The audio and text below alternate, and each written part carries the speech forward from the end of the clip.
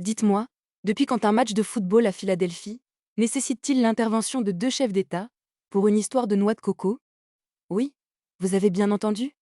On vit dans une époque formidable où une sénatrice paraguayenne décide d'attaquer Kylian Mbappé sur son alimentation d'enfance, provoquant un séisme diplomatique entre Paris et Asunción. Mais derrière l'absurdité de la situation se cache un affrontement fascinant sur le pouvoir, l'arrogance et le racisme décomplexé. Tout commence un samedi à Philadelphie, lors d'un match de Coupe du Monde entre la France et le Paraguay. Un match décrit comme rude, tendu, voire carrément violent sur le terrain. La France l'emporte, mais la véritable déflagration ne se produit pas sur la pelouse. Elle éclate sur les réseaux sociaux, là où la politique et le sport se mélangent souvent pour le pire.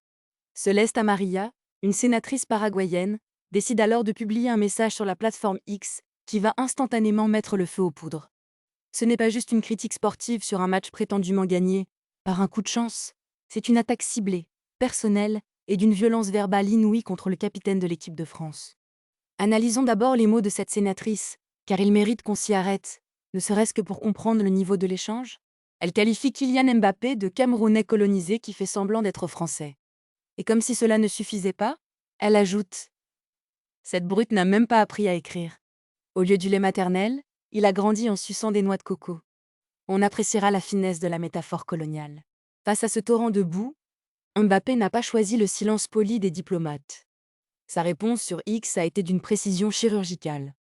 Il l'a qualifiée de femme méprisable et d'indigne de sa fonction, tout en prenant soin de défendre le peuple et l'équipe du Paraguay. Selon lui, cette sénatrice, par sa témérité et son racisme effronté, a réussi l'exploit de faire oublier au monde entier le parcours historique et l'effort de ses propres joueurs pour ne laisser voir que la pire image possible de son pays. Et l'affaire a pris une telle ampleur que l'Élysée est entré dans la danse. Le président du Paraguay a dû écrire personnellement à Emmanuel Macron pour condamner les propos de sa sénatrice et lui exprimer son soutien, tandis que Macron condamnait fermement ses dérapages racistes. Mais c'est ici que l'histoire prend un tournant absolument surréaliste, digne d'une pièce de théâtre de boulevard.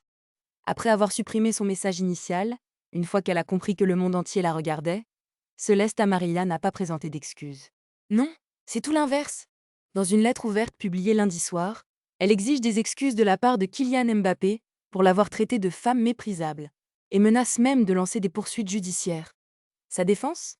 Son problème ne serait pas la France, mais l'arrogance personnelle du joueur, qui aurait refusé de serrer la main du gardien paraguayen après le coup de sifflet final.